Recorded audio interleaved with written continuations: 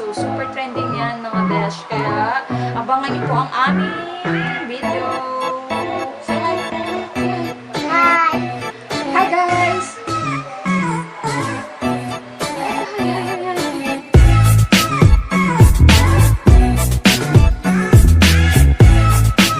Kung makikita niyo guys, yung coffee natin, nakalagay na siya mismo sa bowl.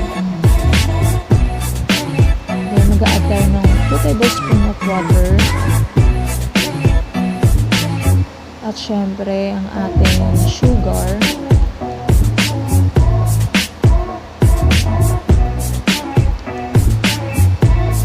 Tapos niyan, i-mix ko siya gamit ang aking hand mixer.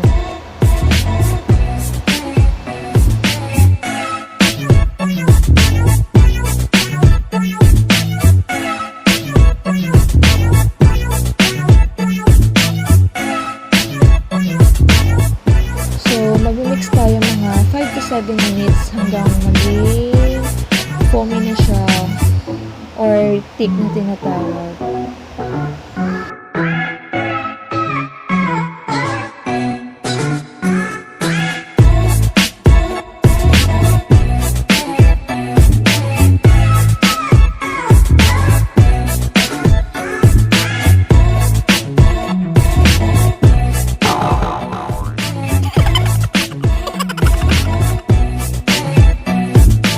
Kita nyo dito guys, medyo foamy na siya.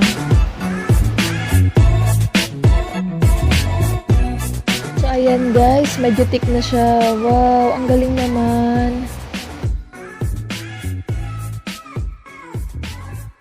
Kung nakikita nyo guys, nag-add pa ako ng sugar kasi sobrang tapang ng coffee. Pero syempre, depende pa rin sa panlasa ninyo.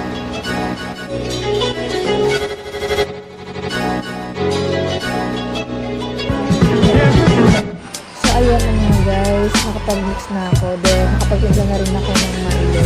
I-add ko na lang itong mga yellow natin.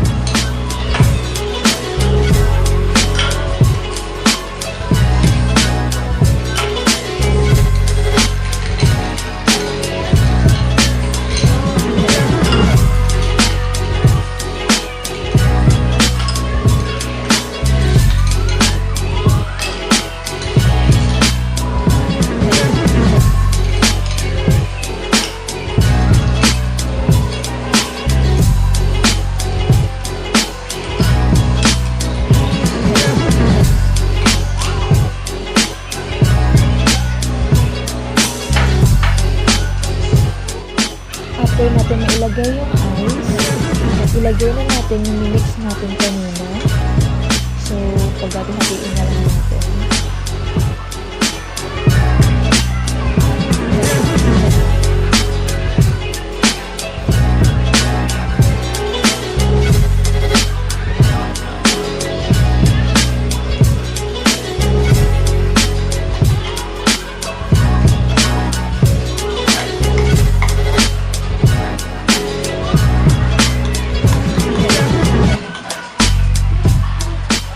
Mukhang bitin yung minix ko next time dadamihan ko na talaga.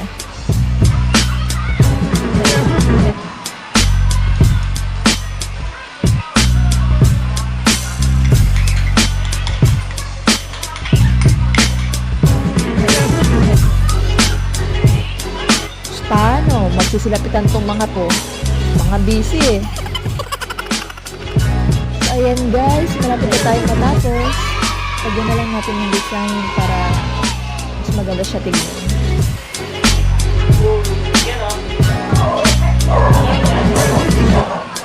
Ayun na nga, pinamay ko na.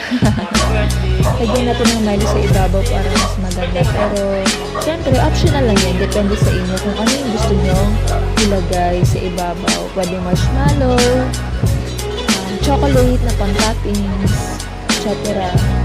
So, yan guys.